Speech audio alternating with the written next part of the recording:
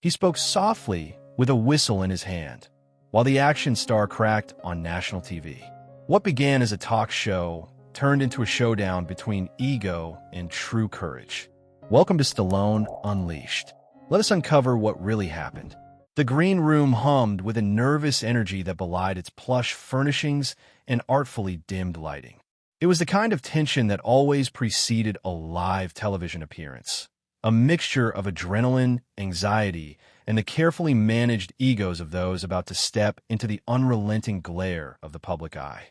Elias Thorne sat in a quiet corner, a figure of stoic calm amidst the pre-show flutter. He wasn't a celebrity, not in the conventional sense. He was a historian, a keeper of forgotten narratives, invited onto the late-night talk show to discuss his latest book, a meticulously researched volume on unsung heroes of wartime.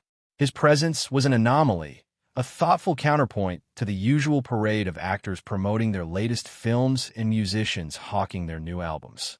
He nursed a cup of lukewarm tea, his gaze observant, taking in the controlled chaos. The show's host, a man renowned for his quick wit and irreverent humor, flitted in and out, a whirlwind of nervous energy and last-minute consultations with his producers. The other main guest for the evening, a martial arts legend whose on-screen persona was one of stoic invincibility, sat across the room, radiating an almost palpable aura of self-importance. He was surrounded by a small entourage, their laughter a little too loud, their deference a little too pronounced. Elias noted the contrast. The host manufactured bonhomie, the action star's carefully cultivated image of unbreakable strength.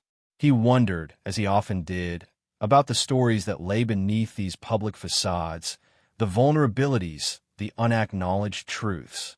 In his worn leather satchel, nestled beside his book, was a small, unassuming object, a tarnished silver whistle, its once bright surface dulled with age and use.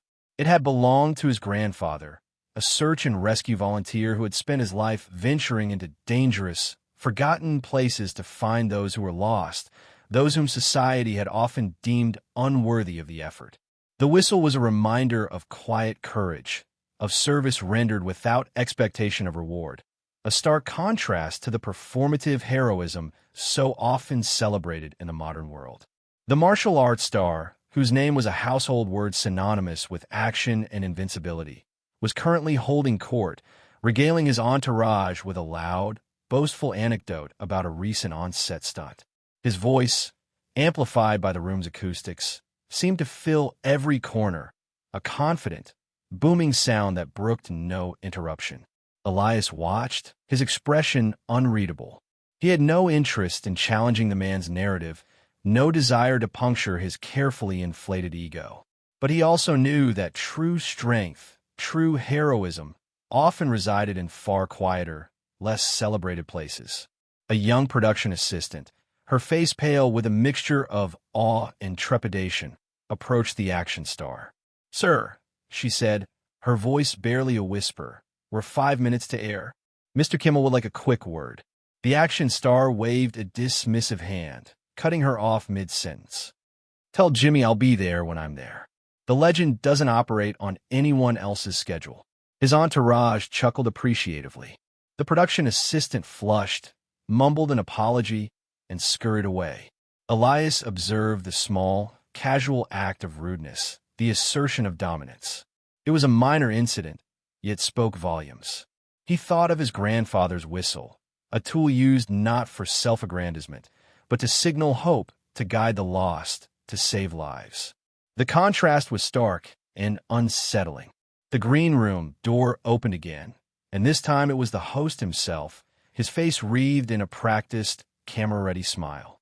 "Sean, Elias, great to have you both," he exclaimed, his voice a little too loud, a little too enthusiastic. The show was about to begin, and the carefully constructed artifice of late-night television was swinging into high gear. Elias merely nodded, his gaze steady. He was here to talk about his book, to share the stories of quiet courage he had unearthed. He hoped, amidst the glitz and the manufactured laughter, that those stories might find a moment to resonate, to offer a different perspective on what it truly meant to be a hero. The transition from the hushed tension of the green room to the glaring lights and manufactured energy of the television studio was always jarring. Elias found himself seated on the plush talk show sofa, the host to his left, the martial arts legend, Mr. Steele, to his right. The studio audience, warmed up by a comedian and fueled by the promise of celebrity interaction, thrummed with an expectant energy. The host, Jimmy, launched into his opening monologue, a rapid-fire delivery of topical jokes and self-deprecating humor. Steele, beside Elias, adopted a posture of relaxed invincibility, his arms crossed, a faint, knowing smirk playing on his lips. He was clearly comfortable in this environment, a seasoned performer accustomed to the adulation of the crowd. Elias, in contrast, sat quietly, his hands resting in his lap, his demeanor one of thoughtful observation rather than a bid for attention. He felt like an anthropologist studying a strange, exotic tribe. When the monologue concluded to enthusiastic applause, Jimmy turned his attention to his guests. He began with Steele, a fawning, almost reverential interview that focused on the action star's latest blockbuster film, his rigorous training regimen, and his carefully cultivated image of unbreakable toughness. Steele responded with practiced anecdotes, a mixture of self-aggrandizement and feigned humility, his booming laughter punctuating his own stories. The audience lapped it up, their applause and laughter a constant, predictable refrain. Elias listened, his expression neutral. He wasn't surprised by the tenor of the interview. It was standard late-night fare, designed to entertain, to promote, to reinforce established personas. He thought of the quiet heroes in his book, the medics who had braved enemy fire to save a fallen comrade, the ordinary citizens who had risked their lives to shelter the persecuted, the unsung individuals whose courage had never been celebrated on a movie screen or a talk show couch. Their heroism was of a different order, less glamorous, perhaps, but no less profound. Finally, Jimmy turned to Elias. "And Elias Thorne," he said, his tone shifting to one of mock seriousness, author of the fascinating new book, Echoes of Courage, Unsung Heroes of the Forgotten Wars. Elias, welcome. Now, your book, it's not exactly light reading, is it? Full of some pretty heavy stuff. What draws you to these darker corners of history? Elias met the host's gaze, his own steady and direct. "I believe, Mr. Kimmel," he began, his voice calm and measured, carrying surprisingly well in the large studio, that true courage often shines brightest in the darkest of times. And the stories of those who act with selflessness and integrity, even when no one is watching, even when the personal cost is great, those are the stories that deserve to be remembered, to be honored. Steele, who had been idly examining his fingernails, let out a small, almost imperceptible scoff. Elias heard it, as did Jimmy, whose professional smile flickered for a fraction of a second. Jimmy, ever the skilled navigator of potentially awkward moments, quickly interjected, "Absolutely, absolutely. And you've certainly unearthed some incredible tales. But tell me, Elias, in a world obsessed with superheroes and blockbuster action, do you think these quieter forms of heroism can still resonate?" "I believe they are more resonant than ever," Elias replied. "The world has enough manufactured heroes, enough performative strength. What we need, perhaps, are more reminders of the quiet, everyday courage that resides within ordinary people. The courage to stand up for what's right, to protect the vulnerable, to act with compassion even in the face of indifference or hostility." As he spoke, his gaze drifted momentarily towards Steele, not in accusation, but in a quiet, unspoken contrast. Steele, sensing the subtle challenge, shifted uncomfortably in his seat, his smirk replaced by a slight frown. The atmosphere on the set, usually so light and frothy, had become charged with an unexpected seriousness. Jimmy, sensing a potential shift in the dynamic, leaned forward, his eyes glinting with a mixture of professional interest and a hint of trepidation. The conversation was veering off script, into territory that was less predictable, and perhaps more genuinely compelling. Jimmy, adept at sensing a shift in the room's energy, decided to lean into the unexpected gravity. That's a powerful point, Elias. You mentioned performative strength. Mr. Steele, he said, turning to the action star with a carefully neutral expression. You've built a career on portraying characters of immense physical strength and unwavering resolve. What are your thoughts on this distinction Elias is making between that kind of on-screen heroism and the quieter courage he writes about? Steele, clearly unaccustomed to being put on the spot in such a way, especially on a platform that usually celebrated his persona, uncritically bristled. His easygoing facade tightened, his eyes narrowing slightly. Well, Jimmy, Steele began, his voice a low rumble, losing some of its earlier jovial tone. I think there's room for all kinds of heroism. What I do on screen, it inspires people. It shows them that good can triumph over evil, that one man, with enough guts and determination, can make a difference. He paused, then added, with a pointed look towards Elias, frankly, I think all this talk about quiet courage is a bit underwhelming. People want to see action. They want to see heroes who aren't afraid to get their hands dirty, who take charge, who win. The implication was clear. Elias's unsung heroes were, in Steele's view, perhaps a little too unsung, a little too passive. Elias listened, his expression unchanged. He didn't rise to the bait, didn't engage in a direct confrontation. Instead, when Jimmy turned back to him, inviting a response, Elias spoke thoughtfully. Action is important, certainly, Elias conceded. But courage is not always about fists and firepower. Sometimes, the greatest courage is found in enduring, in resisting injustice quietly, in protecting the flame of hope when all around is darkness. The heroes in my book, they didn't always win in the conventional sense. Some of them lost their lives, but they won something far more important. They maintained their humanity, their integrity, in the face of unimaginable pressures. He reached into his satchel, which was resting at his feet, and took out the tarnished silver whistle. He held it in his palm, its weight familiar, reassuring. This whistle, he said, his voice dropping slightly, drawing the audience in, belonged to my grandfather.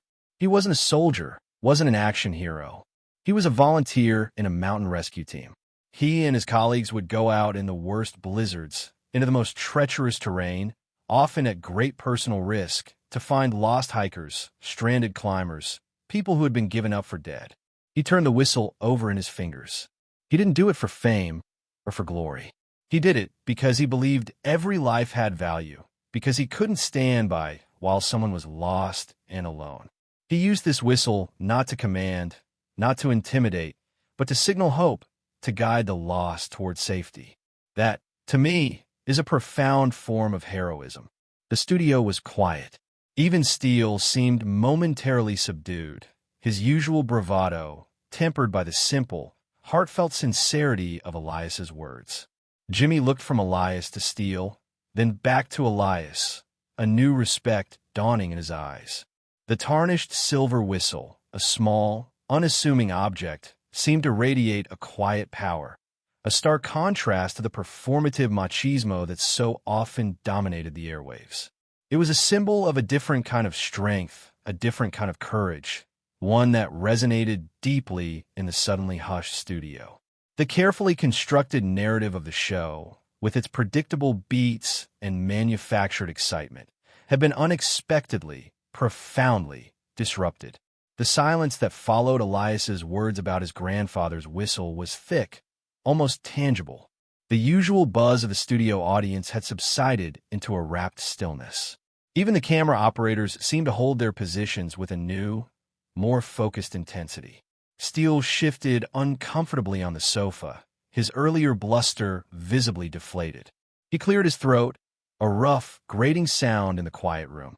Well, that's a nice story, Steele said, his voice lacking its usual confident boom. He attempted a dismissive shrug, but it didn't quite land. But let's be realistic. That kind of homespun heroism, it doesn't sell movie tickets. People want to see larger-than-life figures, men who can take on armies, who can save the world. He tried to regain his footing, to reassert his familiar persona. My characters, they provide an escape. They inspire people to believe in the impossible. Jimmy, sensing the growing tension and perhaps an opportunity for a truly memorable television moment, interjected carefully.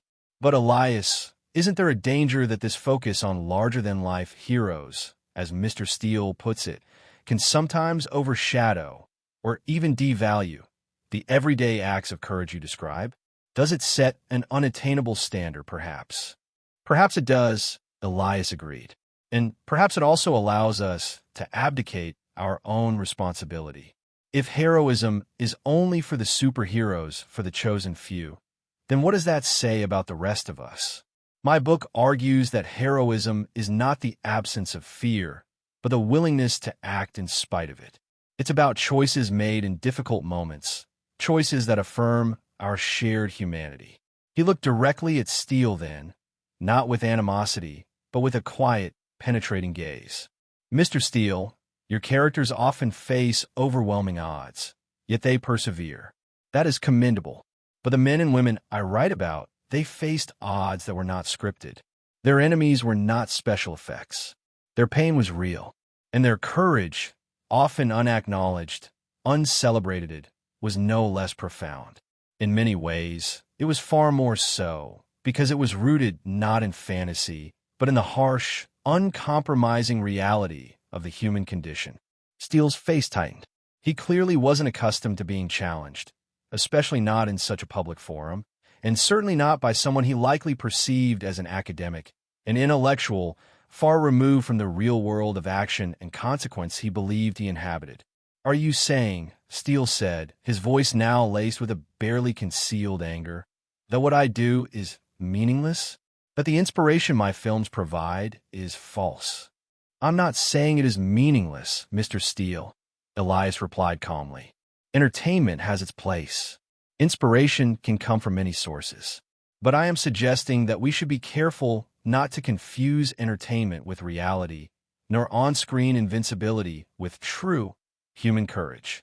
There is a difference between a hero who always wins because the script demands it, and a hero who fights for what is right even when defeat is certain, even when the only reward is the knowledge that they did not betray their conscience." The air on the set crackled with an unspoken animosity.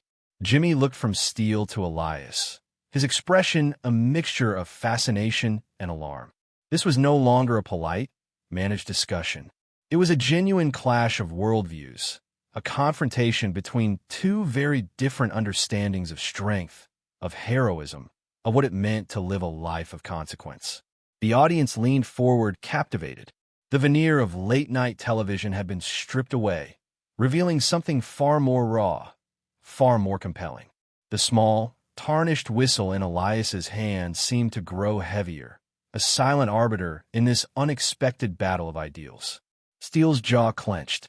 His carefully constructed public persona, the one of effortless cool and unshakable confidence, was visibly cracking. He was a man used to controlling the narrative, to being the undisputed alpha in any room.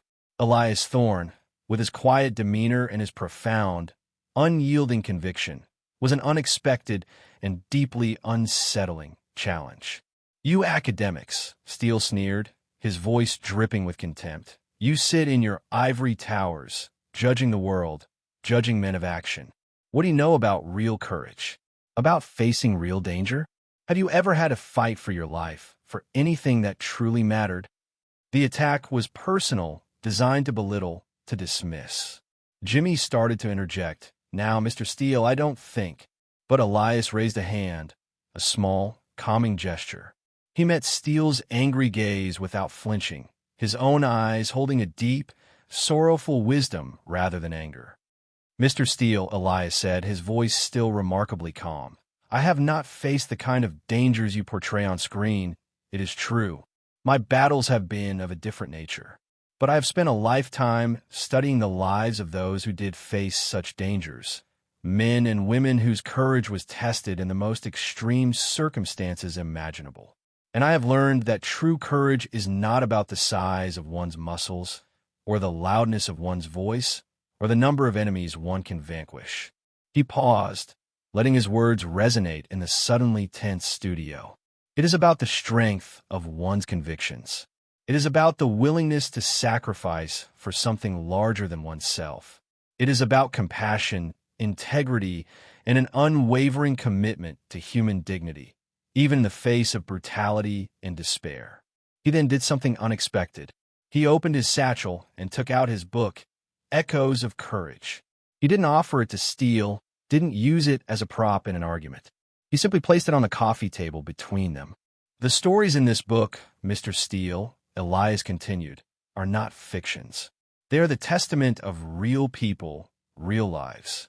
Perhaps, if you were to read them, you might gain a different perspective on what it truly means to be a hero. Perhaps you might understand that the greatest battles are often fought not on a movie set, but in the quiet, uncelebrated corners of the human heart. Steele stared at the book as if it were a venomous snake. His face was flushed, his breathing shallow. He was clearly unaccustomed to being so directly, albeit politely, confronted with a worldview so antithetical to his own. He seemed to be struggling for a response, for a way to regain control of a situation that had slipped entirely from his grasp. The silence in the studio was electric. Jimmy sat frozen, his usual glibness deserting him. The audience was holding its collective breath. This was no longer entertainment. This was a raw, unscripted moment of truth, a clash between the manufactured image of heroism and its quiet, enduring reality.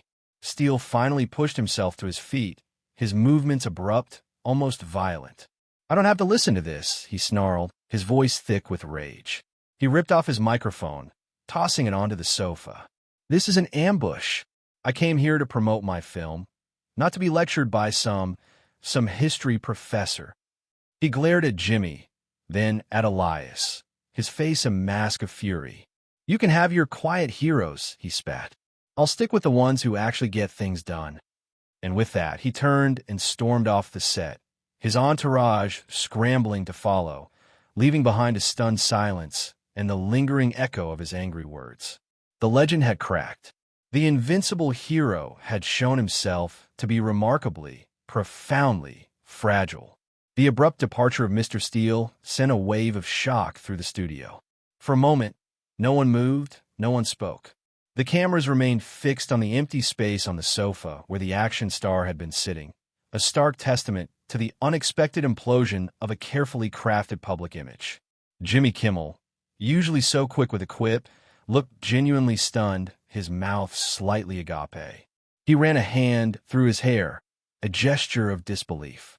The audience murmured a low, uncertain sound, unsure how to react to this unprecedented breach of talk show decorum. Elias Thorne remained seated, his composure undisturbed by Steele's outburst. He looked not with triumph, but with a quiet sorrow at the empty seat. He had not intended to provoke such a reaction, had not sought to humiliate Steele. His intention had simply been to offer a different perspective, to speak for the quiet forms of courage that so often went unnoticed. He picked up his book from the coffee table, its weight of familiar comfort in his hands. The tarnished silver whistle still lay beside it, a silent witness to the evening's drama. Jimmy finally found his voice, though it was a little shakier than usual. "Well," he said, turning to the audience with a forced, uneasy smile, "that was unexpected. We seem to have lost one of our guests." He attempted a light-hearted joke, but it fell flat in the charged atmosphere. He then turned to Elias, a new, profound respect in his eyes. "Elias," he said, his voice more sincere now, I apologize for that. That was uncalled for on his part."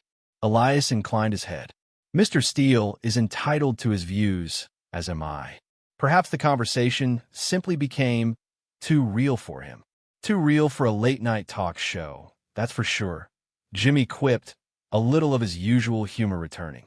He then looked directly at Elias, his expression serious. "But what you said, Elias, about quiet courage, about the heroism of ordinary people, that resonated deeply. I think we all needed to hear that." He picked up Elias's book. "Folks," he said, addressing the audience and the cameras, "this is Echoes of Courage by Elias Thorne. And based on what we've just witnessed, I'd say Mr. Thorne knows a thing or two about courage himself. The courage to speak truth, even when it's uncomfortable, even when it ruffles some very prominent feathers. A spontaneous round of applause erupted from the audience, genuine and heartfelt. It wasn't the usual polite applause for a celebrity. It was an acknowledgement of something more profound, a recognition of the quiet strength and integrity Elias had displayed. Elias, a man unaccustomed to such public displays of approval, felt a slight flush rise on his cheeks, but his expression remained serene. He simply nodded his thanks. The show quickly went to a commercial break, the producers no doubt scrambling backstage to adjust the schedule to manage the fallout from Steele's dramatic exit. During the break, Jimmy leaned over to Elias. "That was something else," he said, shaking his head. "In all my years doing this, I've never seen anything like it." "Perhaps," Elias suggested quietly. It was a conversation that needed to happen. Jimmy looked at him thoughtfully. "You know, Elias," he said, "you might be right. Maybe we all get a little too caught up in the hype, the image. Maybe we forget what true strength, true heroism really looks like." He picked up the silver whistle from the table, turning it over in his fingers. "Your grandfather, he sounds like he was quite a man." "He was," Elias affirmed. "He taught me that the greatest heroes are often the ones whose names we never know, the ones who act not for reward or recognition, but simply because it's the right thing to do." The encounter had been unexpected, tumultuous, but in its wake, something important had been illuminated. The value of quiet courage, the enduring power of integrity, the difference between performative strength and true human resilience. These were the echoes that lingered in the studio, long after the angry footsteps of the action star had faded. When the show returned from the commercial break, the atmosphere was palpably different. The seat vacated by Mr. Steele remained empty, a silent testament to the earlier confrontation. Jimmy Kimmel addressed the audience with a newfound sobriety, his usual playful banter replaced by a more reflective tone. "Welcome back," he said. "As you saw, things got a little heated earlier. But sometimes, uncomfortable conversations are the most important ones. And I, for one, am grateful to my guest, Elias Thorne, for having the courage to speak his truth and for reminding us all to look beyond the superficial, to seek out the quieter, often unsung, forms of heroism that exist all around us." He held up Elias's book again, Echoes of Courage. "I highly recommend it, perhaps now more than ever." The rest of the interview with Elias proceeded in a calm, thoughtful manner. They spoke more about the individuals in his book, their stories of resilience and sacrifice. Elias, in his quiet, unassuming way, brought these forgotten heroes to life, their courage shining through his carefully chosen words. There was no mention of Steele, no further discussion of the earlier drama. It was as if a page had been turned, a new, more meaningful chapter begun. The audience listened with a rapt attention that was rare for a late-night talk show. They were no longer just passive consumers of entertainment. They were engaged, thoughtful, perhaps even a little changed by what they had witnessed and heard. Elias spoke of the importance of memory, of honoring the past, not as a static monument, but as a living source of inspiration and guidance. He spoke of the small, everyday acts of kindness and integrity that, in their own way, constituted a profound form of heroism. He didn't preach. He simply shared his insights, his convictions, with a quiet authority that was far more compelling than any manufactured charisma. As the segment drew to a close, Jimmy thanked Elias with genuine warmth and respect. "Elias Thorne," he said, "it has been an honor and a privilege to have you on the show. You've given us all a great deal to think about. Thank you." The applause that followed was sustained, heartfelt. Elias, a man of few words and even fewer public appearances, simply nodded, a faint, almost imperceptible smile touching his lips. He had come to the show to talk about his book, to share the stories of others. He had not expected to become a part of a story himself, a quiet protagonist in an unexpected drama of clashing values. But he had met the moment with the same integrity and quiet courage that defined the heroes he so admired. After the show, as Elias was gathering his belongings in the now empty green room, Jimmy approached him. Elias, he said, extending his hand, that was remarkable. Truly, you handled that with incredible grace. I simply spoke what I believed to be true, Elias replied, shaking the host's hand. Sometimes, Jimmy said, a thoughtful expression on his face, the quietest voices are the ones that speak the loudest. You certainly proved that tonight. He paused, then added, you know, my own grandfather was a firefighter. Never talked much about it. Just did his job. Saved a lot of lives. Listening to you tonight, it made me think of him. Made me realize, well, you know, Elias understood. The echoes of courage, it seemed, resonated in many hearts, often unacknowledged, waiting for a moment, a word, a story to bring them to the surface. He placed the tarnished silver whistle back in his satchel alongside his book. It had served its purpose well tonight, a small, unassuming symbol that had spoken volumes. Elias left the television studio and stepped out into the cool night air of the city. The usual cacophony of urban sounds, traffic, sirens, distant music, seemed a little less jarring than before. He felt a quiet sense of exhaustion, but also a profound sense of peace. The encounter with Steele, though unexpected and fraught with tension, had ultimately served a purpose.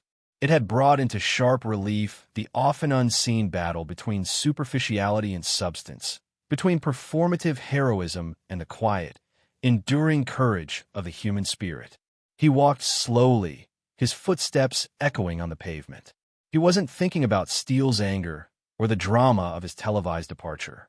He was thinking about his grandfather and the whistle. He was thinking about the unsung heroes in his book, their stories of sacrifice and resilience. He was thinking about the importance of remembering, of honoring, of speaking truth even when it was uncomfortable or unpopular. He knew that the world was full of Steeles, of individuals blinded by their own ego, their own carefully constructed images. But he also knew, with an unshakable conviction, that it was equally full of quiet heroes, of ordinary people capable of extraordinary acts of courage and compassion. His work, he realized, was more important now than ever. To find those stories, to share them, to ensure that the echoes of true courage were not drowned out by the noise of a world too often captivated by a hollow spectacle. He reached his modest hotel room, the anonymity of it a welcome respite after the glare of the studio lights. He took out the silver whistle and placed it on the small bedside table. It gleamed faintly in the dim light, a steadfast, unassuming presence. It was a reminder that true strength often lay not in an invulnerable facade, but in the quiet, persistent practice of integrity, empathy, and an unwavering commitment to one's deepest values.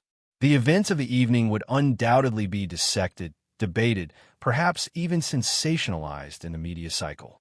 Steele's dramatic exit would likely become a viral moment, a fleeting topic of gossip and speculation. But Elias hoped that something more lasting would remain, a renewed appreciation for the quieter forms of heroism, a recognition that true courage often speaks in whispers rather than shouts. He had not sought the confrontation, but he had not shied away from it. He had simply spoken his truth, armed with the stories of those who had come before him, those whose lives were a testament to the enduring power of the human spirit.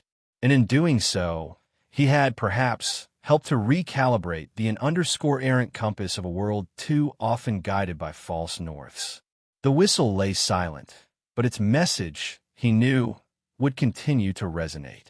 The next morning, Elias awoke to a city still buzzing, albeit subtly, with the aftermath of the previous night's television drama. His phone, usually silent, held a few messages from acquaintances who had seen the show, expressing a mixture of surprise and admiration.